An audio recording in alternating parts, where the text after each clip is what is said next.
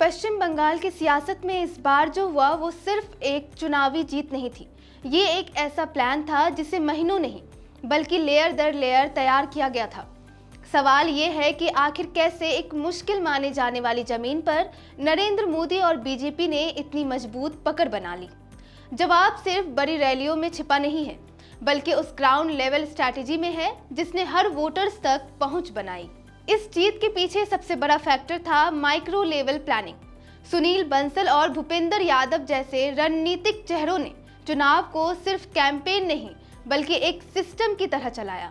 उनके साथ विप्लव कुमार देव ने जमीन पर उस सिस्टम को खड़ा किया जो बूथ से लेकर घर तक एक्टिव रहा। इस पूरे अभियान की सबसे बड़ी खासियत थी राजनीति को लोगों के बीच ले जाना।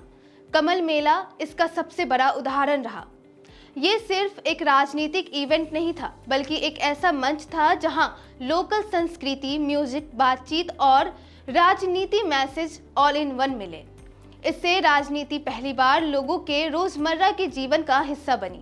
जहां रैलियां भीड़ दिखाती है, वहीं कमल मेला लोगों को जोड़ता है और यही फर्क यहां गेम चेंजर बना। बंगाल में फुटबॉल सिर्फ खेल नहीं, इमोशन है और बीजेपी ने इसे समझा। पूरे राज्य में फुटबॉल मैच करवाकर युवाओं से सीधा कनेक्शन बनाया गया। ये सिर्फ मैच नहीं थे, बल्कि एक एंट्री पॉइंट थे, जहां से पार्टी ने उन इलाकों में भी पहुंच बनाई जहां पहले उसकी पकड़ कमजोर थी। लेकिन असली गेम बदला आंगन बैठक मॉडल ने। फरवरी में जब एग्जाम के चलते लाउड स्पीकर कैंपेन सीमित हो गया, तब पार्टी ने घर घर पहुंचने का रास्ता चुना। सिर्फ एक महीने में 1,65,000 से ज्यादा छोटी छोटी बैठकों का आयोजन हुआ। हर बूथ पर छोटे ग्रुप बने, व्हाट्सएप से कनेक्शन जोड़ा गया और यही चुनाव मैक्रो से माइक्रो में बदल गया।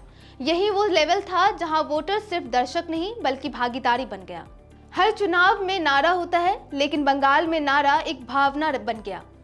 बाजते चाई बीजेपी ताई, ये सिर्फ शब्द नहीं थे बल्कि लोगों की जुबान पर चढ़ा हुआ मैसेज था जिसने माहौल को पूरी तरह बदल दिया। इसके साथ साथ 12,000 से ज्यादा नुक्कड़ सभाएं हुई। छोटी छोटी मीटिंग्स में सीधे लोगों से बात हुई, लोकल मुद्दे उठे और बिना किसी दूरी के मैसेज पहुंचा। इससे चुनाव एक बड़े इवेंट से निकलकर जन आंदोलन में बदल गया। जनवरी से फरवरी के बीच चला चार्जशीट आधारित जन जागरण अभियान भी अहम रहा।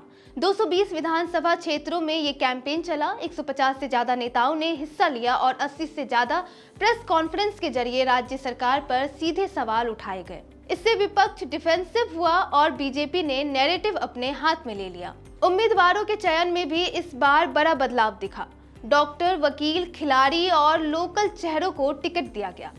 इससे बाहरी बनाम स्थानीय का मुद्दा कमजोर पड़ा और लोगों को अपने बीच का चेहरा दिखा। युवाओं और महिलाओं को जोड़ने के लिए युवा शक्ति भरोसा कार्ड और मातृशक्ति भरोसा कार्ड जैसे कैंपेन चलाए गए। ये सिर्फ वादे नहीं थे, बल्कि सीधा संवाद था जिससे भरोसा बना। आखिर में इस पूरी जीत की असली ताकत थी संगठन की मशीनरी।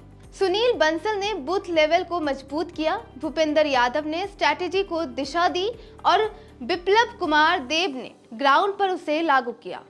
बंगाल में मोदी की जीत सिर्फ एक लहर नहीं थी, बल्कि एक ऐसी प्लानिंग थी जिसमें हर कदम सोचा समझा था। यही वजह है कि मुश्किल मानी जाने वाली जमीन पर भी बीजेपी ने जीत की राह बना ली। इस खबर पर फिलहाल इतना ही। बाकी तमाम खबरों को जानने के लिए देखते रहिए India.com। अब आप जहां भी हैं वहीं से खबर भेज सकते हैं। आपके आसपास कुछ घट रहा है या कोई खास बात, तो बस अपना मोबाइल उठाइए और पिन न्यूज के ऐप पर शेयर कर दीजिए।